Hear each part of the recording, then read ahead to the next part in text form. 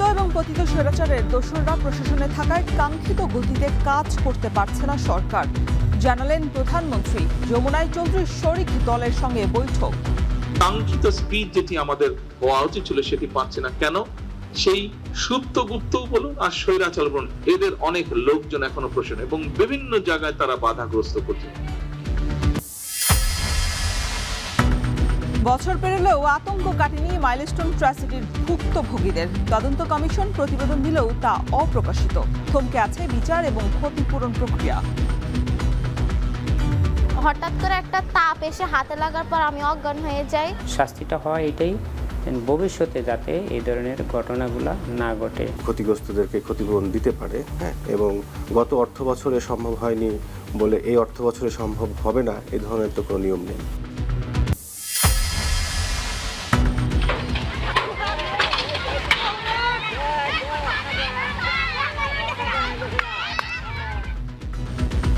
উত্তর পূর্বাঞ্চলে বাড়ছে নদ নদীর পানি। আসাম মেঘালয়ে ঢল অব্যাহত থাকায় ৪৮ ঘন্টার মধ্যে বন্যার পূর্বাভাস।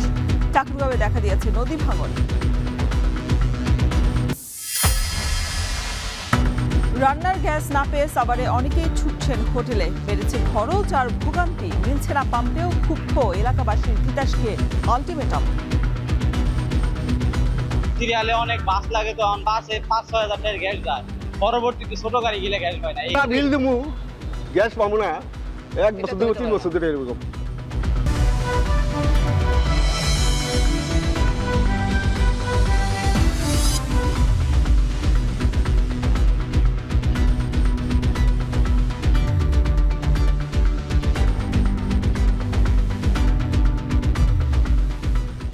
স্বাগত এখন বাজারে। পুরো আয়োজনে আপনাদের সাথে আছি আমি শরীফ রওশন। গুপ্ত এবং পতিত স্বৈরাচারের দোসররা প্রশাসনের গুরুত্বপূর্ণ পদে থাকায় সরকার কাঙ্ক্ষিত গতিতে কাজ করতে পারছে না বলে মিত্র দলগুলোর নেতাদের জানিয়েছেন প্রধানমন্ত্রী তারেক রহমান। সোমবার রাতে যমুনায় বৈঠকে জাতীয় ঐক্য এবং রাজনৈতিক স্থিতিশীলতা নিশ্চিতে দলগুলোকে একসঙ্গে কাজ করার আহ্বান জানিয়েছেন বিএনপির চেয়ারম্যান। বৈঠক শেষে বিএনপি মহাসচিব জানান, জুলাই সনদ অক্ষরে অক্ষরে বাস্তবায়ন করবে সরকার। আরও জানাচ্ছেন সাব্বির রোজ।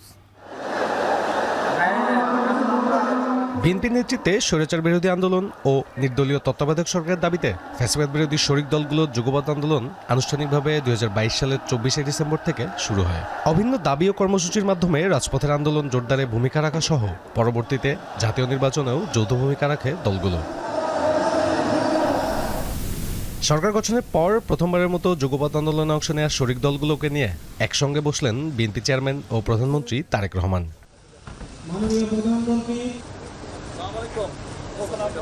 বৈঠকে সরকারের সাম্প্রতিক কার্যক্রম, ভবিষ্যৎ রাজনৈতিক কৌশল, নির্বাচনী অঙ্গীকার বাস্তবায়নের অগ্রগতি এবং শরিক দলগুলোর প্রত্যাশা ও পরামর্শ গুরুত্ব পায়।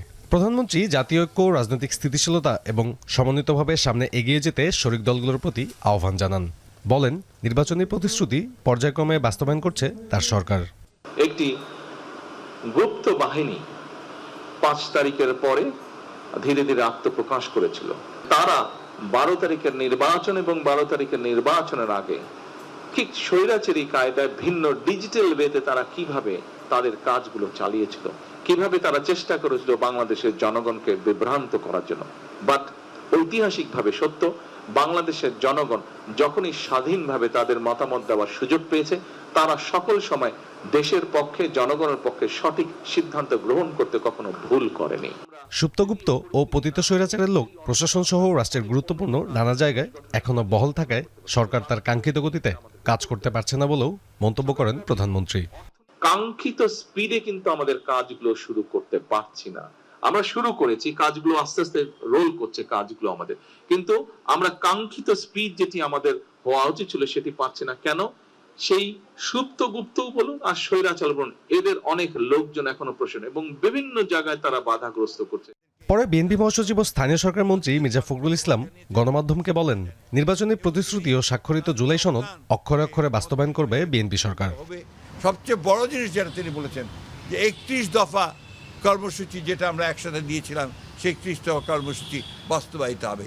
এবং তিনি এটাও বলেছেন, আবারও জোর দিয়েই বলেছেন যে জুলাই সনদ যেটা আমরা সমস্ত রাজনৈতিক দলগুলো স্বাক্ষর করেছি, সেই জুলাই সনদ যারা, আমি আবার রিপিট করছি, যেগুলো আমরা স্বাক্ষর করেছি সেটার অক্ষরে অক্ষরে পালন করা হবে। 34টি রাজনৈতিক দলের 196 জন প্রতিনিধি প্রধানমন্ত্রীর সঙ্গে বৈঠক ও নৈশভোজে অংশ নেন। সাব্বির রোজ, এখন, ঢাকা। মাইলস্টোন ট্র্যাজেডির 1 বছর আজ। গেল বছরের এদিন রাজধানীর উত্তরা মাইলস্টোন স্কুল অ্যান্ড কলেজের একটি ভবনে বিমান বিধ্বস্তে প্রাণ হারান শিক্ষক, অভিভাবক এবং শিক্ষার্থী সহ 36 জন, যার মধ্যে 28 জনই ছিলেন শিক্ষার্থী।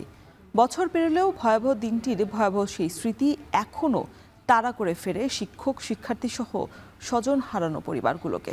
মাইলস্টোন দুর্ঘটনায় ক্ষতিগ্রস্তরা কেমন আছেন তারই খোঁজ নিয়েছেন সানি মৃধা।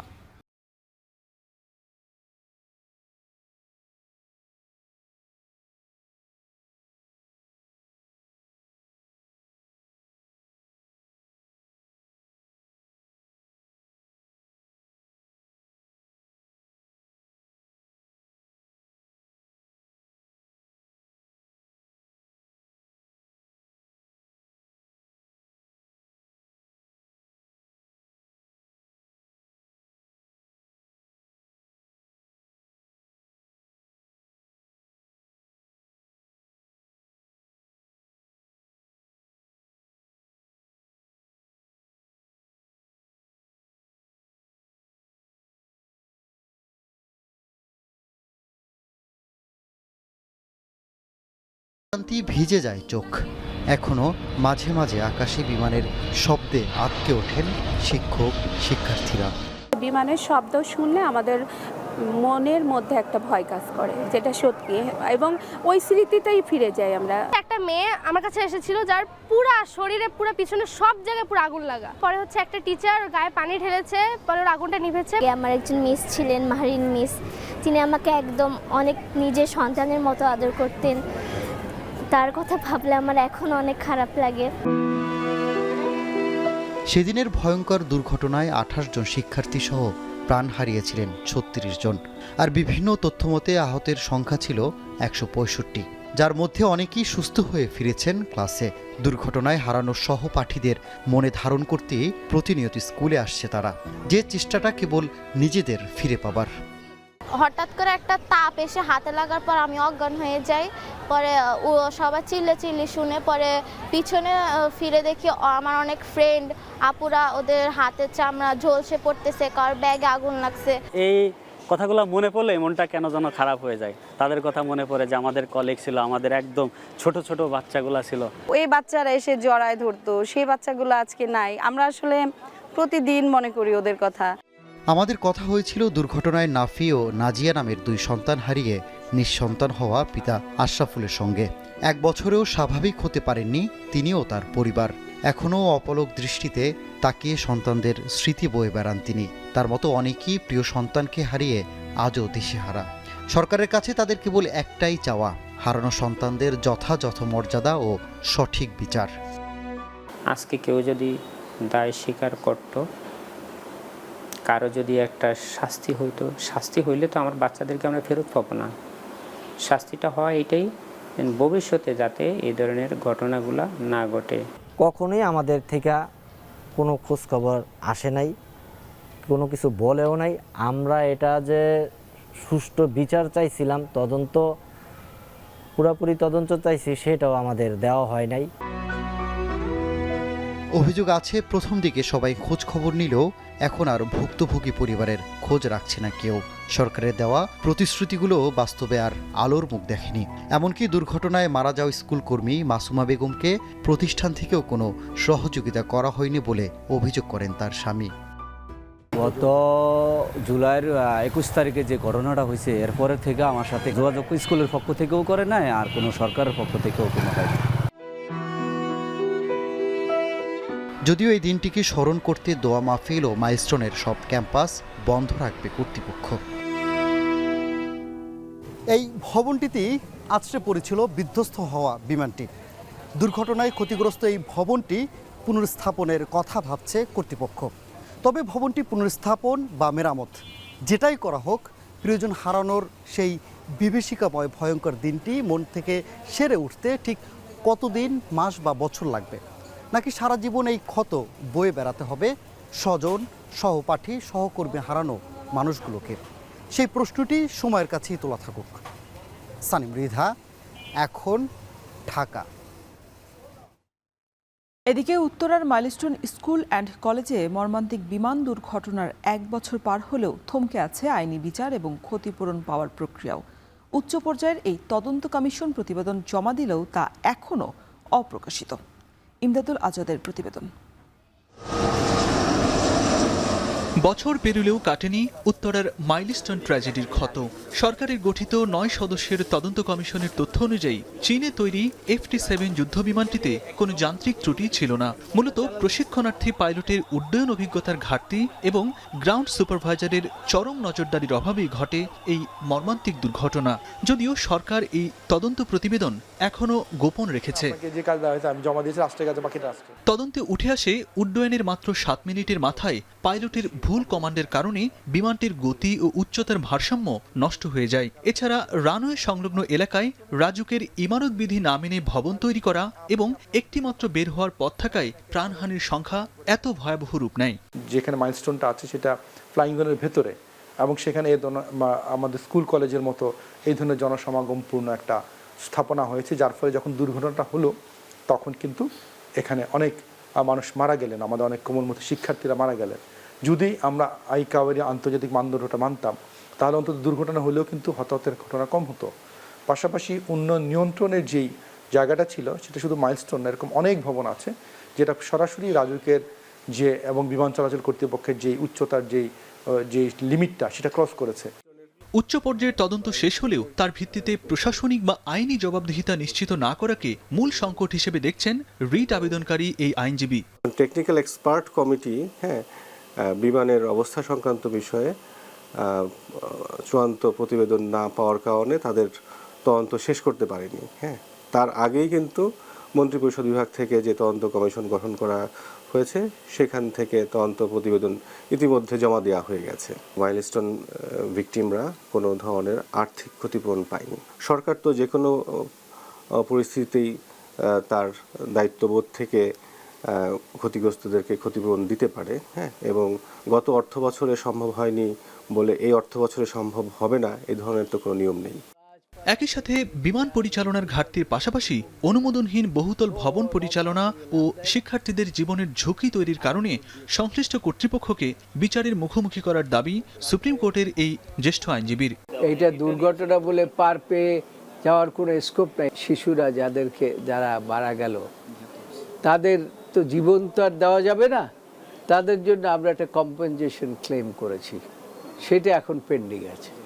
একটা পরিবার শেষ হয়ে গিয়েছে, অনেকের একটাই মাত্র মনে করেন ছেলে, সেই পরিবারটা তো শেষ হয়ে গেছে না, সেই জন্য এটার প্রকৃত বিচার হতে হবে। কাগজে কলমের তদন্ত আর চিঠিপত্রের প্রশাসনিক সিদ্ধান্তের বাইরে গিয়ে শেষ পর্যন্ত আদালতের পর্যবেক্ষণে এই ট্র্যাজেডির সুনির্দিষ্ট বিচার প্রতিষ্ঠা করা হয় কিনা সেদিকে এখন তাকিয়ে ক্ষতিগ্রস্ত পরিবারগুলো। ইমদাদুল আজাদ, এখন, ঢাকা।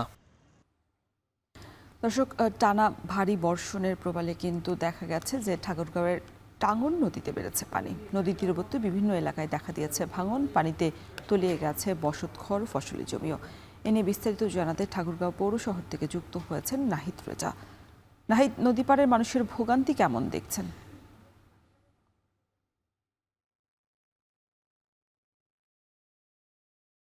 জ্যোতিকা, ভোগান্তির কথাই যদি আপনাকে বলি, এই ঠাকুরগাঁ টাঙ্গন নদীর যে ডিসিপাড়া এলাকা রয়েছে, এই এলাকায় আমরা গতকালকে থেকেও এখানে ছিলাম এবং আজকেও এখানে রয়েছি। এখানে মানুষের যাদের বাড়িঘর ভেঙেছে তাদের ভোগান্তির কথা যদি আপনাকে একটু বলি, যে যেহেতু স্বপ্নের বাড়ি অর্থাৎ আয় উপার্জন করে তাদের যে স্বপ্নের বাড়িঘর এখানে তৈরি করা হয়েছে, সেই বাড়ি কিন্তু আমরা লক্ষ্য করেছি যে পানি, যে নদীর পানি রয়েছে সেই কিন্তু তলিয়ে গেছে। অনেকের আসবাবপত্র থেকে শুরু করে গাছ থেকে শুরু করে অনেকের জমি পর্যন্ত কিন্তু সেখানে তলিয়ে গেছে।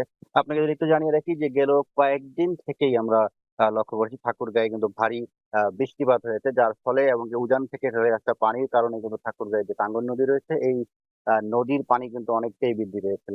যদিও আজকে আমরা কিছুক্ষণ আগেও পানি উন্নয়ন বোর্ডের সঙ্গে কথা বলেছিলাম, তারা যে বিষয়ে বলছে যে বিপদসীমা থেকে 2 মিটার কিন্তু এখন পর্যন্ত নিচে নেমেছে, যেহেতু গতকালকে রাত্রেও কোনো বৃষ্টি হয়নি এবং ওজন থেকেও কিন্তু সেই ধেয়ে আসা যে পানি ছিল সেই পানির পরিমাণও কিন্তু অনেকটা কমার কারণে যে আমি যদি আপনাকে এই যে নদীর অংশটুকু দেখাচ্ছি সেখানে কিন্তু পানি কিন্তু অনেকটাই কিন্তু কমেছে।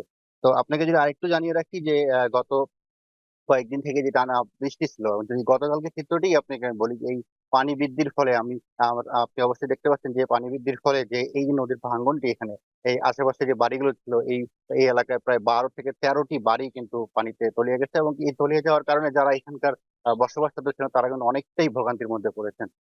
গতকালকে আমরা এখানে লক্ষ্য করেছিলাম পৌরসভার পক্ষ থেকে এখানে পৌরসভার যিনি প্রধান নির্বাহী কর্মকর্তা, পৌরসভা প্রশাসক সকলে কিন্তু এখানে এসেছিলেন, যাদের বাড়িঘর ভেঙেছে তাদের সঙ্গে কথা বলেছেন এবং কিছু শুকনো খাবারও কিন্তু তারা তাদেরকে দিয়েছেন এবং কি যাদের বাড়িঘর ভেঙেছে তাদেরকে এখান থেকে পার্শ্ববর্তী একটি মাদ্রাসায় কিন্তু থাকার কথা বলা হয়েছিল। যেহেতু বাড়িঘর ভেঙেছে, বৃষ্টিপাতও ছিল, সেই তুলনায় তাদেরকে সেই মাদ্রাসায় থাকতে বলা হয়েছিল। অপরদিকে আমরা যারা এখানকার যাদের বাড়িঘর এখানে তলিয়ে গেছে তাদের সঙ্গে আমরা কথা বলছিলাম, তারা যে বিষয়টি বলছেন যে একেবারে নিঃস্ব অবস্থায় তারা রয়েছেন।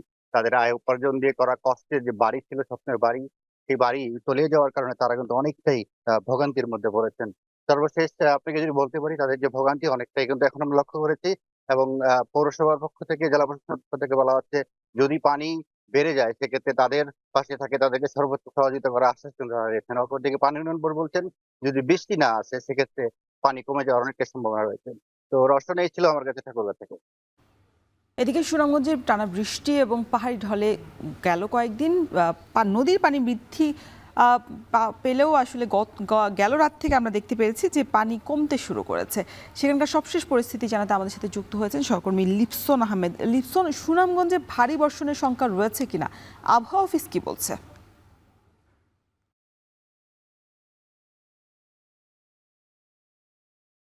রোশন মূলত কখনো এই জেলায় রোদের রেখে মিলছে, আবার কখনো ভারী থেকে অতি ভারী বৃষ্টিপাত হচ্ছে। বিশেষ করে আমরা যদি বলি গত শনিবারে কিংবা রবিবারে এই 2 দিন কিন্তু এই জেলায় ভারী বৃষ্টিপাত হয়েছে। তবে গতকাল সোমবারে কিন্তু মাঝারি ধরনের বৃষ্টিপাত হচ্ছে, তবে সন্ধ্যার দিক থেকে কিন্তু বৃষ্টিপাত কমেছে। পাশাপাশি আমরা যদি বলি নদীর পানিও কমেছে। তবে গত 2 দিনে টানা বৃষ্টির পাশাপাশি ভারতের যে চেরাপুঞ্জি রয়েছে সেখানে অতি ভারী বৃষ্টির কারণে কিন্তু উজানের যে পাহাড়ি ঢল সেটা কিন্তু নেমে কিন্তু আমরা যদি বলি সুনামগঞ্জের যে নদীগুলো রয়েছে অর্থাৎ সুরমা, কুশিয়ারা, জাদুকাটা সহ যে নদীগুলো রয়েছে সেই নদীর পানি কিন্তু দ্রুত বৃদ্ধি পেয়েছিল, যার ফলে কিন্তু আসলে পানি উন্নয়ন বোর্ড থেকে কিংবা প্রশাসনের পক্ষ থেকে কিন্তু আবারও বন্যা যে সতর্কবার্তা সেটি কিন্তু জারি করা হয়েছিল। তবে যেহেতু গতকালকে রাত থেকে এখন পর্যন্ত বৃষ্টিপাত কমেনি, পাশাপাশি নদীর বৃষ্টিপাত হয়নি, পাশাপাশি নদীর পানি কমেছে, যার ফলে কিন্তু আসলে বন্যার যে সংখ্যা সেটি আপাতত নেই বলেই আমাদেরকে কিছুক্ষণ আগে পানি উন্নয়ন বোর্ডের যিনি নির্বাহী প্রকৌশলী রয়েছেন তিনি কিন্তু আমাদেরকে জানিয়েছেন। তিনি যেটি বলছেন যে যেহেতু বৃষ্টিপাত কমেছে, পাহাড়ি ঢল কমেছে, যার ফলে কিন্তু আসলে এই জেলার বন্যার সংখ্যা নেই। তবে যদি পাহাড়ি ঢল অর্থাৎ ভারতের এই চেরাপুঞ্জিতে ভারী থেকে অতি ভারী বৃষ্টিপাত হয়ে থাকে তার ফলে কিন্তু আসলে এই জেলায় নদীর পানি বৃদ্ধি পাবে। বৃদ্ধি পেলেই কিন্তু আসলে পানি যখন বিপদ সীমার উপর দিয়ে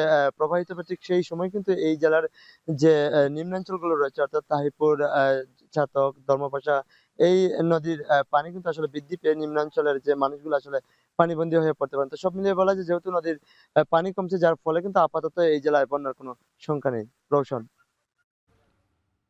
টানা বৃষ্টি এবং পাহাড়ি ঢলে নদীর পানি বৃদ্ধির খবর জানাতে সুনামগঞ্জ থেকে যুক্ত ছিলেন লিপসন আহমেদ এবং এর আগে ঠাকুরগাঁও থেকে যুক্ত ছিলেন নাহিদ রেজা। সাভারে আবাসিক এবং বাণিজ্যিকভাবে গ্যাস সরবরাহ বিঘ্নিত হচ্ছে চরমভাবে। বছরের পর বছর আবাসিক এলাকায় গ্যাস সংকটে বিপাকে বাসিন্দারা। অতিষ্ঠ হয়ে সম্প্রতি তিতাসের আঞ্চলিক কার্যালয় ঘেরাও করে বিক্ষোভ করেছেন গ্রাহকরা। 3 দিনের মধ্যে সরবরাহ স্বাভাবিক না হলে কঠোর আন্দোলনের হুঁশিয়ারিও দিয়েছেন তারা। হুমায়ুন কবিরের প্রতিবেদন। রবিবার দুপুরে সাভারের বিভিন্ন এলাকা থেকে নারী পুরুষ মিছিল নিয়ে জড়ো হন Titas gas transmission and distribution company পিএলসির সাভার আঞ্চলিক কার্যালয়ের সামনে। গ্যাসের দাবিতে বিক্ষোভ আর স্লোগানে মুখর হয়ে ওঠে পুরো এলাকা। ক্ষুব্ধ গ্রাহকদের অভিযোগ, মাসের পর মাস বিল পরিশোধ করলেও মিলছে না কাঙ্ক্ষিত সেবা। এছাড়াও গ্যাস পাম্পেও ঘন্টার পর ঘন্টা লাইনে দাঁড়িয়ে মিলছে না কাঙ্ক্ষিত গ্যাস। গ্যাসের প্রেসারই পাই না, 70, 80, 100 এর প্রেসারই পাওয়া যায়। আমাদের চলাফেরা করা খুবই কষ্ট হচ্ছে। সিরিয়ালে অনেক বাস লাগে, তো বাসে 5-6 হাজার টাকার গ্যাস যায়, পরবর্তীতে ছোট গাড়ি গেলে গ্যাস পায় না। এই আমরা বিল দেবো, গ্যাস পাবো না 1 বছর 2-3 বছর ধরে এরকম, আর 2 মাস ধরে তো 1 মিনিটের লেগে পাই না গ্যাস। আমাদের মধ্যপাড়া 4 নং ওয়ার্ড 5 নং ওয়ার্ড আমরা কোনো গ্যাসই পাই না, কোনো গ্যাসই নেই। কিন্তু আজকে 3-4 মাস যাবত চুলা 1 মিনিটের জন্য জ্বলে না। বিক্ষোভকারীরা জানান প্রায় 1 বছর ধরে গ্যাসের চাপ কম থাকলেও গত 2 মাসে সংকট ভয়াবহ আকার নিয়েছে। দিনের বেশিরভাগ সময়ে গ্যাস না থাকার ফলে কেউ হোটেল থেকে খাবার কিনছেন, কেউ বৈদ্যুতিক বা কাঠের চুলায় রান্না করছেন। এতে বাড়তি খরচের পাশাপাশি দুর্ভোগে পড়েছেন সাধারণ মানুষ। ঈদের আগের দিন থেকে এই গ্যাস পাচ্ছি না, গ্যাসের জন্য আমাদের অনেক সমস্যা হইতেছে। সিলিন্ডার গ্যাস ব্যবহার করার মতো এরকম সামর্থ্য সবাই নাই, আমাদেরও নাই।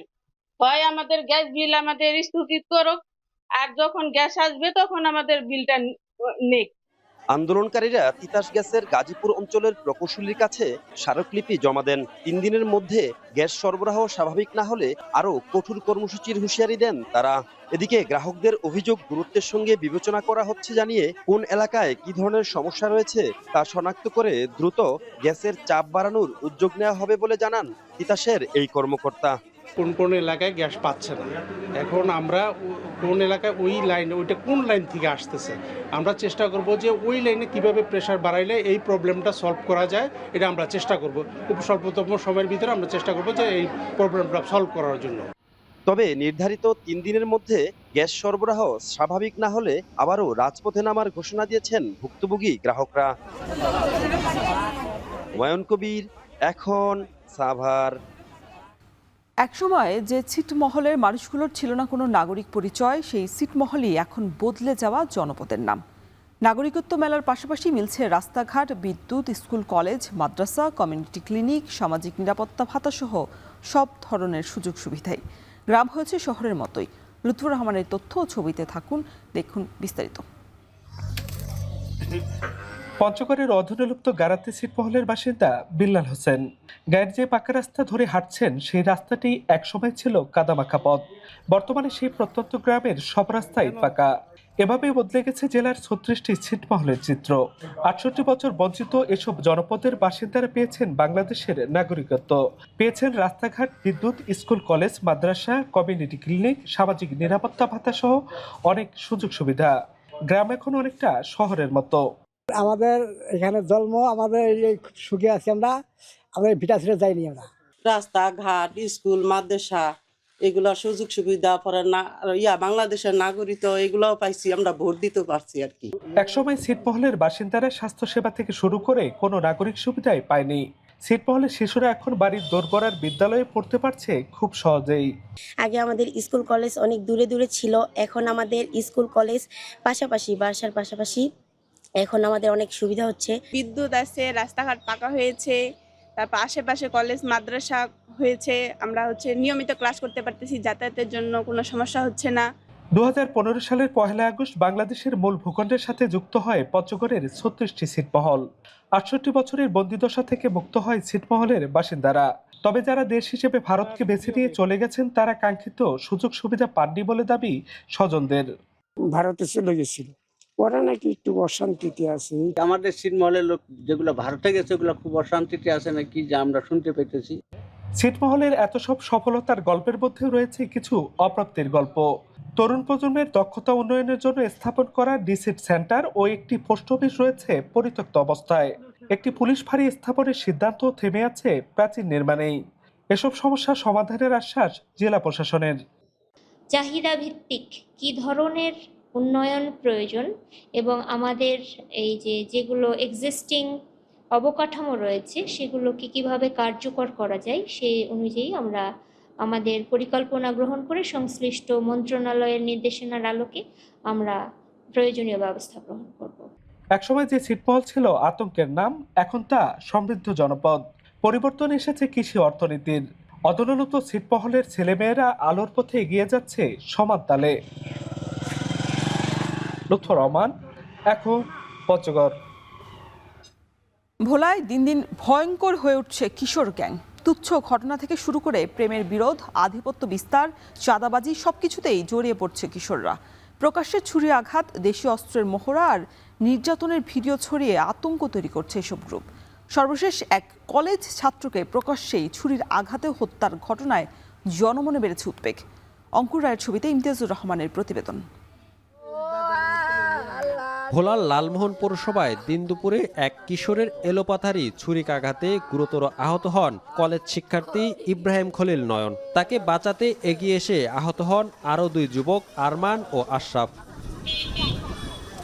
স্থানীয়রা তাদের উদ্ধার করে লালমোহন হাসপাতালে নিলে চিকিৎসক নয়নকে মৃত ঘোষণা করেন। গুরুতর আহত দুজনকে উন্নত চিকিৎসার জন্য পাঠানো হয় বরিশাল শের-ই-বাংলা মেডিকেল কলেজ হাসপাতালে। আমার ছেলে যে মৃত্যু হয়েছে এই খুনির ফাঁসি চাই আমি, এবং আমার মতো যেন কোনো বাবা এরকম সন্তান আর না হারায়। আমরা চাই না কোনো ঘরে এরকম সন্ত্রাস তৈরি হোক।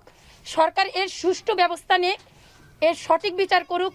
পুলিশ বলছে এক ছাত্রীকে কেন্দ্র করে দীর্ঘদিন ধরে বিরোধ চলছিল স্কুল ছাত্র আব্দুল্লাহ আল মানিক ও কলেজ ছাত্র আশরাফের মধ্যে। সেই বিরোধের জেরে শেষ পর্যন্ত প্রকাশ্য ছুরিকাঘাতে প্রাণ হারায় কলেজ ছাত্র নয়ন। হত্যাকাণ্ডের সাথে যে জড়িত যে আসামি সে আপনার 164 যথা হচ্ছে সে বিচারকের কাছে তার দোষ স্বীকার করে যে দোষ স্বীকারমূলক যে জবানবন্দি সেটা প্রদান করেছে। তদন্ত পরবর্তীতে আমাদের যে পুলিশ রিপোর্ট আমরা যথাসময়ে যত শীঘ্র সম্ভব আমরা পুলিশ রিপোর্ট দাখিলের মাধ্যমে আপনার আইনি শাসন যেন বজায় থাকে সেটাতে আমরা সচেষ্ট আছি।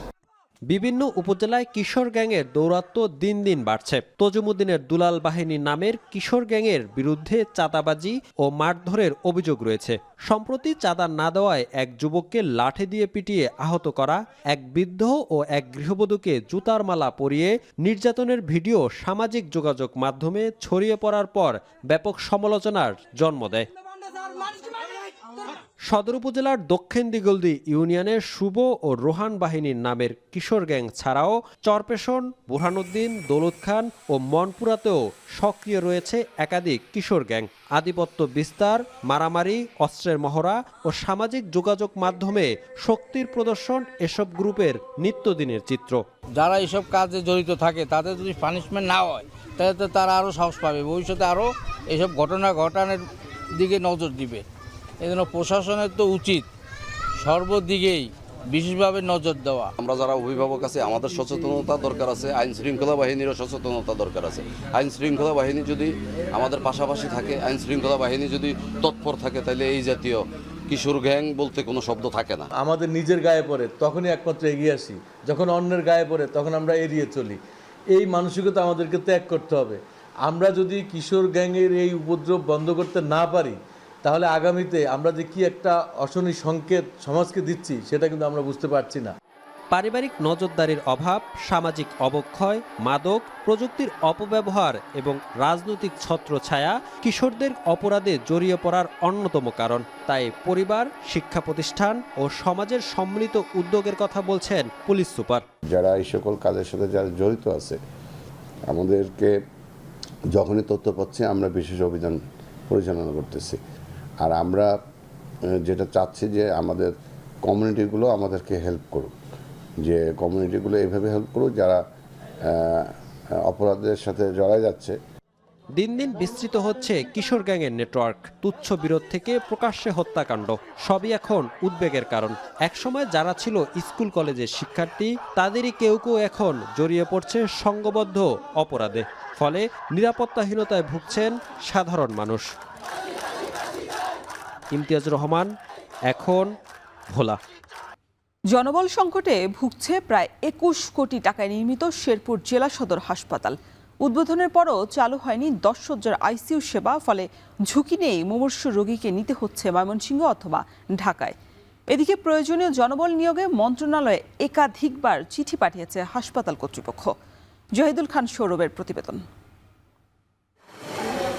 শেরপুর জেলা সদর হাসপাতালের আইসিইউ ইউনিটের আনুষ্ঠানিক উদ্বোধন হলেও জনবল সংকটে এখনো চালু করা যাচ্ছে না চিকিৎসা সেবা কার্যক্রম। ফলে গুরুতর ও মুমূর্ষু রোগীদের ঝুঁকি নিয়ে ময়মনসিংহ মেডিকেল কলেজ হাসপাতাল সহ রাজধানীর বিভিন্ন হাসপাতালে যেতে হচ্ছে। 2018 সালে জেলা সদর হাসপাতালকে 100 থেকে 250 শয্যায় উন্নীত করা হয়। পরবর্তীতে 2021 সালে ভবন নির্মাণ, যন্ত্রপাতি ও আনুষঙ্গিক খরচ মিলিয়ে প্রায় 21 কোটি টাকা ব্যয়ে আইসিইউ স্থাপনের উদ্যোগ নেওয়া হয়। ইতিমধ্যে স্বাস্থ্য ও পরিবার কল্যাণ মন্ত্রী ভার্চুয়ালি যুক্ত হয়ে শেরপুর জেলা সদর হাসপাতালের আইসিইউ ইউনিটের আনুষ্ঠানিক উদ্বোধন করেন। আর শেরপুরে জেলা প্রশাসক সরেজমিন আইসিইউ ইউনিট পরিদর্শন করেন। প্রয়োজনীয় জনবল ছাড়াই 250 শয্যার হাসপাতালে নিয়মিত স্বাস্থ্যসেবা দেওয়া হচ্ছে। তবে আইসিইউ ইউনিট চালুর জন্য anaesthesia consultant, medical officer, nurse, technician সহ 77টি পদ বর্তমানে শূন্য রয়েছে। প্রয়োজনীয় জনবল নিয়োগের জন্য স্বাস্থ্য মন্ত্রণালয়ে একাধিকবার চিঠি পাঠানো হয়েছে। প্রয়োজনীয় জনবল নিয়োগ করে দ্রুতই আইসিইউ সেবা চালু করার কথা জানান এই কর্মকর্তা। ইতিমধ্যে আমি জনবলেরও প্রস্তাব দিয়েছি এবং জনবল আমার যতটুকু আছে তাদের প্রশিক্ষণের জন্য পত্র প্রেরণ করেছি আমাদের বিভাগীয় অফিস এবং স্বাস্থ্য অধিদপ্তরে। অচিরেই আমরা স্বাভাবিক কার্যক্রম সেখানে শুরু করতে পারবো। আইসিইউ চালু না থাকায় মুমূর্ষু রোগীদের চিকিৎসার জন্য ময়মনসিংহ বা ঢাকার বিভিন্ন হাসপাতালে নিতে হচ্ছে। সেটা যেমন ঝুঁকিপূর্ণ, তেমনি আর্থিকভাবেও বাড়তি চাপ সৃষ্টি করছে বলে জানান রোগী ও স্বজনরা। জি, আমাদের শেরপুর জেলা আইসিইউ আছে কিন্তু চালু হচ্ছে না, এর জন্য আমাদের ময়মনসিংহ ঢাকা যেতে হয়। এটা 2021 সালে 10 ফেব্রুয়ারি একটা আইসিইউ দেওয়া হয়েছে, কিন্তু এটা এখনো চালু করা হয়নি। তাই আমাদের সরকারের কাছে আমাদের দাবি দক্ষ জনবল দিয়ে আইসিইউটা খুব দ্রুত চালু করা হোক। আইসিইউটা পরিপূর্ণভাবে এখানে চালু হোক, যার জন্য আমরা দ্রুত সেবাটা পাই। জেলার প্রায় 16 লাখ মানুষের চিকিৎসা সেবার প্রতিষ্ঠান এই 250 শয্যা বিশিষ্ট জেলা সদর হাসপাতাল। এখানে চিকিৎসা নিতে আসেন বেশ কয়েকটি জেলা ও উপজেলা রোগীরা। জাহিদুল খান সৌরভ, এখন শেরপুর। আবাসিক হলের বার্ষিক ফি কমানোর দাবিতে বিক্ষোভ করেছে সরকারি তিতুমির কলেজের শিক্ষার্থীরা। সোমবার রাত 10টায় ক্যাম্পাসের হল গেটের সামনে জড়ো হয়ে বিক্ষোভ করেন তারা। এ সময় শিক্ষার্থীরা বলেন, ঢাকা সেন্ট্রাল ইউনিভার্সিটির অন্যান্য কলেজে হল ফি 6,000 টাকা হলেও তিতুমিরে তা 8,000 টাকা। এই খরচ মেটাতেই হিমশিম অবস্থা তাদের। কয়েকদিনের আন্দোলনের পর কলেজ প্রশাসন ফি কমানোর আশ্বাস দিলেও নতুন প্রজ্ঞাপনে মাত্র 200 টাকা কমানো হয়েছে। কর্তৃপক্ষের এই আচরণ প্রহসনমূলক উল্লেখ করে অধ্যক্ষের পদত্যাগের দাবিও তোলেন শিক্ষার্থীরা। রাতে প্রায় 2 ঘন্টা বিক্ষোভের পর আজ সকাল 10টায় ফের অবস্থান কর্মসূচির ঘোষণা দিয়ে হলে ফিরেছেন শিক্ষার্থীরা। আমাদের দাবি ছিল 2000 টাকা কমাতে পারে, সেখানে 200 টাকা কমানো হয়েছে। আমরা এই যে নোটিশকে আমরা এই প্রশাসনের যে দ্বিচারিতা সেটা তীব্রভাবে প্রত্যাখ্যান করছি। একই সাথে আগামীকাল আমাদের যে 6,000 টাকার যে দাবি, সেই আন্দোলন এবং দাবি চলমান থাকবে। কানাডার পণ্যে 50% শুল্ক আরোপ করল যুক্তরাষ্ট্র। নতুন নীতি কার্যকর হবে আগামী 30 দিনের মধ্যেই। সোমবার শুল্ক আরোপের ঘোষণা এলেও এটি কার্যকরের সময় বেঁধে দেওয়া হয়েছে 30 দিন। অর্থাৎ এই সময়ের মধ্যে শুল্ক পুনর্বিবেচনায় আলোচনার সময় পাবে কানাডা। যুক্তরাষ্ট্র থেকে গাড়ি, দুগ্ধজাত পণ্য এবং অ্যালকোহল আমদানিতে কানাডা বৈষম্যমূলক আচরণ করছে বলে অভিযোগ মার্কিন প্রেসিডেন্টের। এর জবাবে ওয়াইন, সিমেন্ট সহ কানাডার বিভিন্ন পণ্যে দেওয়া হয়েছে শুল্ক। শুল্কমুক্ত থাকছে জ্বালানি, মাছ, গুরুত্বপূর্ণ খনিজ এবং পটাশ সার। যুক্তরাষ্ট্রের অভ্যন্তরীণ বাজারের সুরক্ষায় এই পদক্ষেপ জরুরি ছিল বলে মন্তব্য হোয়াইট হাউসের।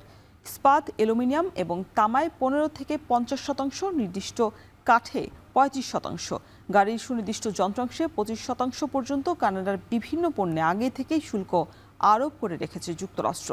পাল্টা পদক্ষেপ হিসেবে মার্কিন ইস্পাত, অ্যালুমিনিয়াম এবং যানবাহনে 25% শুল্ক দিয়েছে কানাডাও। মুহুর্মুহু হামলায় কেঁপে উঠছে ইরান। বিস্ফোরণের শব্দ শোনা গেছে বন্দর আব্বাসের শিরিক, কাশেম দ্বীপ, চাবাহার এবং কোনারাক থেকেও। দেশটির দক্ষিণ উপকূল লক্ষ্য করে মঙ্গলবার হামলা চালিয়ে যাচ্ছে যুক্তরাষ্ট্র। পারস্য উপসাগরীয় দেশগুলোতে হামলায় নিহত প্রত্যেক মার্কিন সেনার প্রাণের বিনিময়ে ইরানকে গুনতে হবে কয়েক গুণ মাশুল।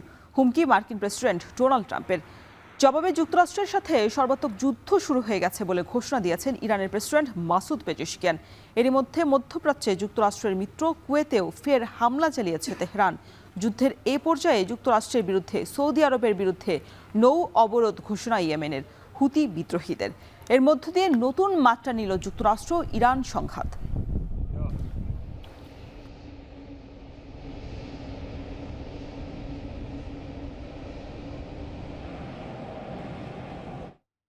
চার বছরের মাথায় পঞ্চম প্রধানমন্ত্রী পেল যুক্তরাজ্য। দীর্ঘ রাজনৈতিক জীবনের পর অবশেষে আনুষ্ঠানিকভাবে যুক্তরাজ্যের নতুন প্রধানমন্ত্রী হিসেবে দায়িত্ব গ্রহণ করেছেন লেবার পার্টি নেতা অ্যান্ডি বার্নাম। ম্যানচেস্টারের মেয়র হিসেবে উত্তরের রাজা খ্যাত এই নেতা এখন ডাউনিং স্ট্রিটের নতুন অধিকারী। বিস্তারিত দেখুন পেনুকা সুলতানার প্রতিবেদনে। 1970 সালের জানুয়ারিতে লিভারপুলের উপশহর ল্যাঙ্কশায়ারে এন্ট্রিতে এক ক্যাথলিক পরিবারে জন্মগ্রহণ করেন অ্যান্ডি বার্নাম। বাবা ছিলেন বিটি ইঞ্জিনিয়ার ও মা জিপি রিসেপশনিস্ট, আর দুজনেই ছিলেন লেবার পার্টির কট্টর সমর্থক। তাই তো মাত্র 15 বছর বয়সে এই দলে যোগ দেন অ্যান্ডি বার্নাম। ক্যামব্রিজ বিশ্ববিদ্যালয়ের ফিটস উইলিয়াম কলেজ থেকে ইংরেজি সাহিত্যে পড়াশোনা করেন তিনি। পরে ট্যাঙ্ক ওয়ার্ল্ড ও প্যাসেঞ্জার ওয়ার্ল্ড ম্যানেজমেন্টের মতো বাণিজ্য পত্রিকায় কাজ করেন বার্নাম। অবশ্য 20 শতকের শুরুতে রাজনীতিতে প্রথম সুযোগ পান প্রয়াত টেসা জোয়েলের গবেষক হিসেবে কাজ করার মাধ্যমে। এরপর দ্রুতই এগিয়ে যান বার্নাম। সংস্কৃতি সচিব ক্রিস স্মিথের বিশেষ উপদেষ্টা হওয়ার পর 2001 সালে প্রথমবার সংসদ সদস্য নির্বাচিত হন বার্নাম। সেই সময় টনি ব্লেয়ারের অধীনে একজন কনিষ্ঠ মন্ত্রী হিসেবে দায়িত্ব পালন করেন তিনি। পরে গর্ডন ব্রাউনের অধীনে গুরুত্বপূর্ণ মন্ত্রণালয়ে দায়িত্ব পালন করেন। 2009 সালে স্বাস্থ্যমন্ত্রী হিসেবে দায়িত্ব নেন বার্নাম। অবশ্য লেবার পার্টির নেতৃত্বের জন্য 2010 ও 2015 সালে 2 দফা প্রতিদ্বন্দ্বিতা করেও ব্যর্থ হন এই নেতা। 2017 সালে তিনি ওয়েস্টমিনিস্টার ছেড়ে গ্রেটার ম্যানচেস্টারের প্রথম নির্বাচিত মেয়র হন। সেখানে তিনি পরিবহন, আবাসন ও অর্থনৈতিক উন্নয়নে অসাধারণ সাফল্য অর্জন করেন। তার নেতৃত্বে ম্যানচেস্টারের অর্থনীতি 3.1% প্রবৃদ্ধি অর্জন করে, যা সমগ্র ব্রিটেনের তুলনায় প্রায় দ্বিগুণ। 2020 সালে কোভিড বিধিনিষেধ নিয়ে সরকারের সাথে সরাসরি দ্বন্দ্বে জড়িয়ে তিনি উত্তরের রাজা উপাধি পান। অবশ্য গেল মাসে মেকারফিল্ড উপনির্বাচনে জয় লাভের পর তিনি সংসদে ফিরে আসেন। লেবার পার্টির 379 আইন প্রণেতা ও 11টি অধিভুক্ত ট্রেড ইউনিয়নের সমর্থন পান তিনি। গেল 17 জুলাই বিশেষ পার্টি কনফারেন্সে লেবার পার্টির নতুন নেতা নির্বাচিত হন বার্নাম। সেই ধারাবাহিকতায় রাজা তৃতীয় চার্লসের কাছে বিদায়ী প্রধানমন্ত্রী কিয়ার স্টারমারের পদত্যাগপত্র জমা দেওয়ার পর বার্নামকে নতুন সরকার গঠনের নির্দেশ দেন রাজা। প্রধানমন্ত্রীর দায়িত্ব নিয়েই প্রথম ভাষণে ব্রিটেনের রাজনীতিতে 40 বছরের মধ্যে সবচেয়ে বড় পরিবর্তন আনার প্রতিশ্রুতি দিয়েছেন বার্নাম। তার পরিকল্পনার মধ্যে রয়েছে ওয়েস্টমিনিস্টার থেকে ক্ষমতা বিকেন্দ্রীকরণ, ভেঙে পড়া অর্থনীতি পুনরুদ্ধার এবং জনগণের জীবনযাত্রার খরচ কমানো। গেল 1 দশকে যুক্তরাজ্যের 7ম প্রধানমন্ত্রী হিসেবে দায়িত্ব নিয়েছেন বার্নাম। আপাতত তাকে মন্দা অর্থনীতি, সংকটাপন্ন জনসেবা ও নাইজেল ফারাজের রিফর্ম ইউকে পার্টির ক্রমবর্ধমান হুমকি মোকাবেলা করতে হবে। সমালোচকরা তার অভিজ্ঞতা নিয়ে প্রশ্ন তুললেও সমর্থকরা মনে করছেন তিনি রাজনীতিতে নতুন দিগন্ত উন্মোচন করতে সক্ষম হবেন। পেনুকা সুলতানা, এখন বিশ্ব। এখন বাজারের সময় হলো আরও একটা বিরতির, সাথেই থাকুন। আর এই ছিল এখন বাজারের আয়োজনে। এখন টেলিভিশন ওয়েবসাইটে দেখতে ভিজিট করুন www.ekon.tv। এছাড়া ফেসবুকে যুক্ত থাকতে ভিজিট করুন facebook.com/tv.ekon এবং ইউটিউবে সরাসরি এখন টেলিভিশন দেখতে ভিজিট করুন youtube.com/c/ekontv।